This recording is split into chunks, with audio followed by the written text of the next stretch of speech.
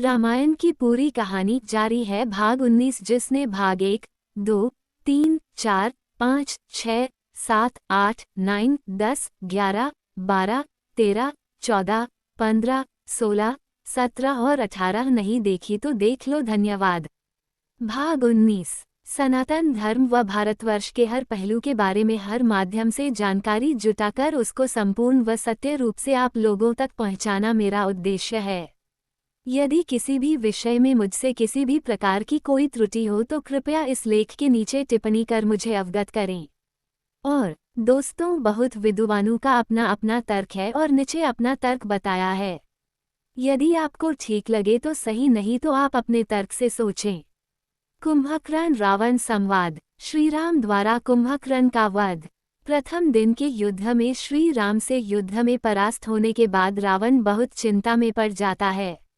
रावण अपने गुप्तचरों को चारों दिशाओं में भेजता है कि वो चारों दिशाओं से असुर शक्ति को संगठित करके लाए ताकि राम की वानर सेना को युद्ध में हराया जा सके।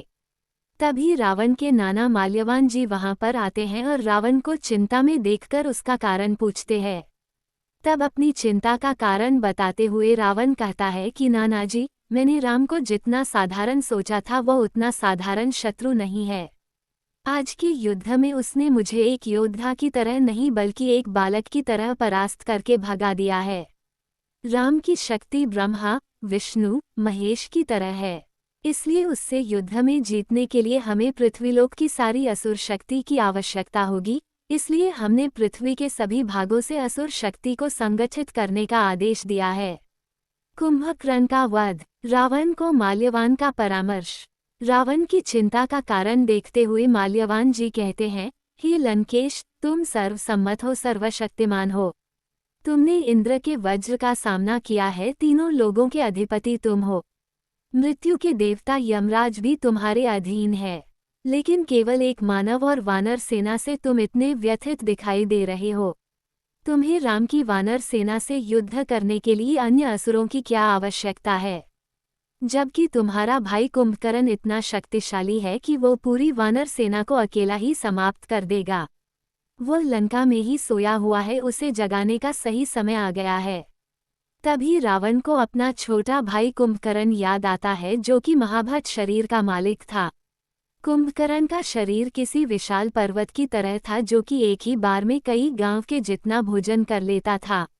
अपने नाना मल्याबान जी के याद दिलाने पर युद्ध के कारण रावण कुंभकर्ण को जगाने का आदेश देता है। कौन था कुंभकर्ण? कुंभकर्ण रावण का छोटा भाई था तथा महर्षि पुलत्स का पुत्र था। कुंभकर्ण जन्म के समय से ही बहुत ही विशाल शरीर का मालिक था। बड़े होने के पश्चात उसका शरीर किसी पर्वत के समान हो गया था। एक समय रावण, कुंभकर्ण और विभीषण तीनों भाइयों ने एक साथ ब्रह्मदेव की तपस्या की तथा उनकी तपस्या से प्रसन्न होकर ब्रह्मदेव ने वरदान मांगने के लिए कहा। जब कुंभकर्ण की बारी आई तो कुंभकर्ण इंद्रासन यानी इंद्रदेव का आसन मांगना चाहता था, लेकिन इंद्रदेव द्वारा देवी सरस्वती से विनती करने पर देवी सरस्वती वरदान मांगते समय कुंभकर्ण की जीभ पर बैठ जाती है और जिस वजह से कुंभकर्ण के मुंह से इंद्रासन के स्थान पर निद्रासन निकल जाता है, उसे सुनकर ब्रह्मदेव तथास्तु कह देते हैं।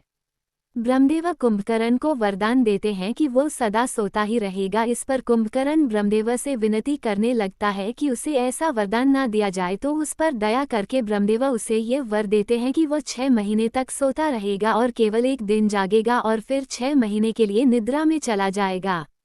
इंद्रदेव द्वारा कुंभकर्ण को निद्रा का वरदान दिलाने के पीछे ये भी एक कारण ये भी था कि कुंभकर्ण एक बार में ही एक गांव के लोगों द्वारा खाए जाने वाले भोजन के जितना भोजन करता था। इसलिए यदि वह जागता रहेगा तो उसके कारण पृथ्वी पर भोजन का अकाल पड़ जाएगा। इसीलिए उसे निद्रासन का वरदान दिलवाया जाता है। कुंभकर्ण का जागना। कुंभकर्ण का सोने का समय अभी पूरा नहीं हुआ था, लेकिन आपत्ति काल में और युद्ध के कारण रावण ने असमय ही उसे जगाने का आदेश दिया। ढोल, नगाड़े, हाथी सेना के साथ कुंभकर्ण को जगाया जाता है और जागने के तुरंत बाद ही कुंभकर्ण भोजन में जुट जाता है। जब कुंभकर्ण खुद समय से पहले जगाए जाने का कारण पूछता है तो सेवक बोलते हैं कि महाराज, रावण ने उसे जगाने का आदेश दिया है। जब कुंभकर्ण पूछता है कि महाराज ने उसे जगाने का आदेश क्यों दिया है, तो वह सेवक बताता है कि लंका में युद्ध चल रहा है, जिसमें रावण पुत्र अक्षय कुमार तथा प्रहस्त मृत्यु को प्राप्त हो चुके हैं। तब कुंभकर्ण लंकापति रावण के समक्ष जाता है और उनसे लंका में हो रहे युद्ध का कारण पूछता है। कुंभकर्ण द्वारा रावण को उपदेश। कुंभकर्ण के पूछने पर रावण बताता है कि उसने अपनी बहन शूर्पणखा के अपमान के बदले में राम की पत्नी सीता को बलपूर्वक हरण किया है, इसलिए उसे छुड़ाने के लिए राम किष्किंधा के राजा वानर राज सुग्रीव की सेना लेकर हमसे युद्ध करने आया है। रावण के मुख से देवी सीता के हरण की बात सुनकर कुंभकर्ण को आश्चर्य होता है, क्योंकि कुंभकर्ण जानता था कि श्री राम वास्तव में नारायण का अवतार है और देवी सीता साक्षात लक्ष्मी का अवतार है।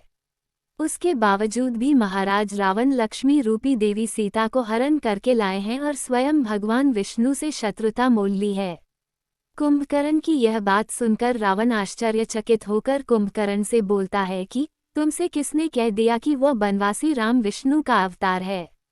तब रावण को समझाते हुए कुंभकर्ण कहता है कि भैया, हमारे पिताजी ब्रह्मदेव ने स्वयं कहा था कि त्रेता युग में जब भगवान विष्णु सूर्य वंश में मानव रूप में जन्म लेंगे तब वह उसी मानव रूप में आपका अंत करेंगे।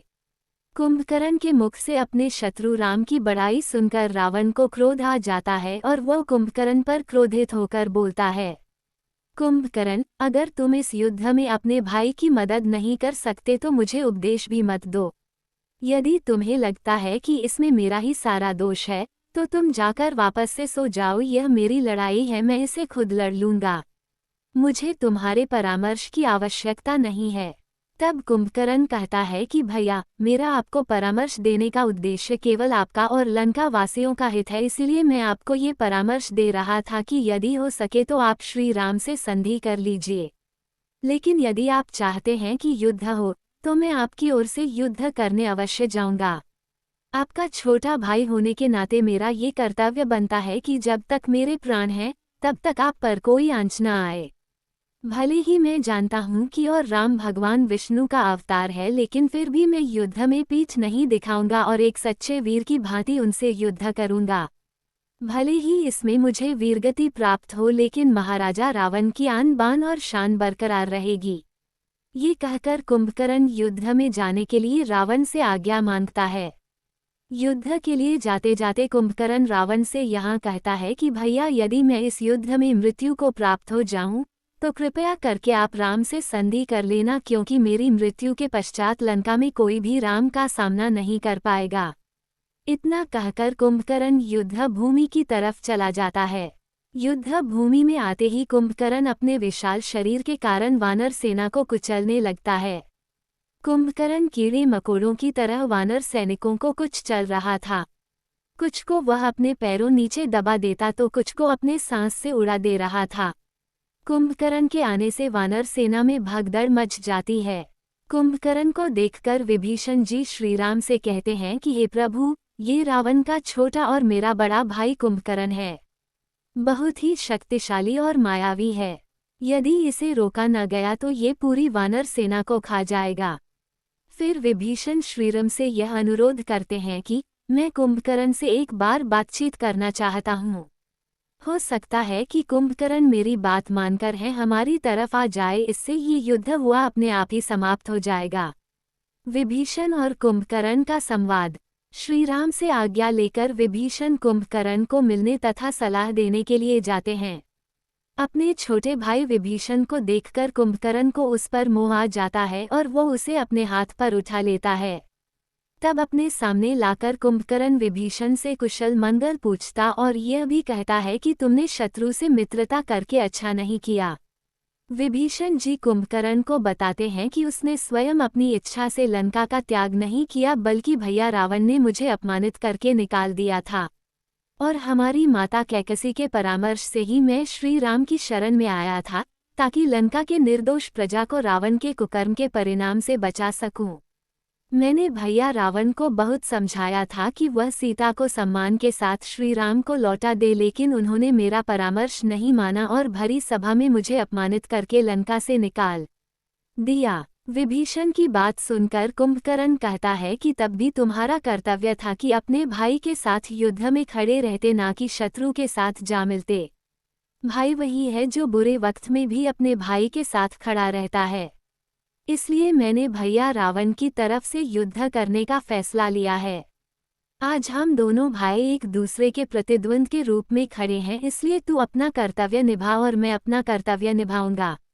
कुंभकर्ण फिर से वानर सेना में उत्पात मचाने लगता है। अपनी सेना को ऐसे भागते हुए देखकर सुग्रीव कुंभकर्ण से युद्ध करने के लिए आगे आता है। लेकिन कुंभकर्ण के विशालकाय शरीर के आगे सुग्रीव कुछ नहीं कर पाते और देखते ही देखते कुंभकर्ण सुग्रीव को अपने हाथ में पकड़कर उठा लेता है और लंका की तरफ वापस जाने लगता है। तब हनुमान और लक्ष्मण जी कुंभकर्ण से युद्ध करने लगते हैं। लेकिन लक्ष्मण और कुंभकर्ण का युद्ध काफी समय तक चलता रहा, लेकिन उसका कोई परिणाम नहीं निकल रहा था। तब कुंभकर्ण युद्ध में मध्य ही वापस जाने लगता है।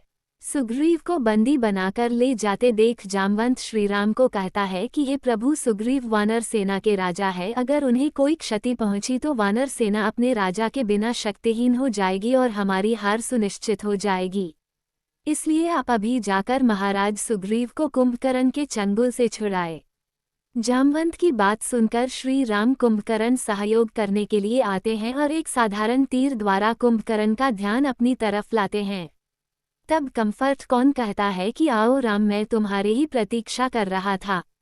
श्री राम द्वारा कुंभकर्ण का वध। फिर श्री राम और कुंभकर्ण में युद्ध शुरू हो जाता है। कुंभकर्ण बड़ी बड़ी पर्वत शिलाएं उठाकर श्रीराम की तरफ फेंकने लगते हैं, लेकिन श्रीराम अपने शक्तिशाली बाणों द्वारा सभी शिलाओं को खंडित कर देते हैं और ऐसे ही कुंभकर्ण के सभी प्रहारों को विफल कर देते हैं। अंत में श्रीराम अपने तेजस्वी बाणों द्वारा एक एक करके कुंभकर्ण के शरीर के सभी हिस्से काट देते हैं। श्रीराम पहले कुंभकर्ण के दोनों हाथ काटते हैं और उसके शीश को अपने बाण द्वारा गहरे समुद्र में काटकर फेंक देते हैं। इस प्रकार लंका का सबसे महाभट योद्धा वीर गति को प्राप्त हो जाता है।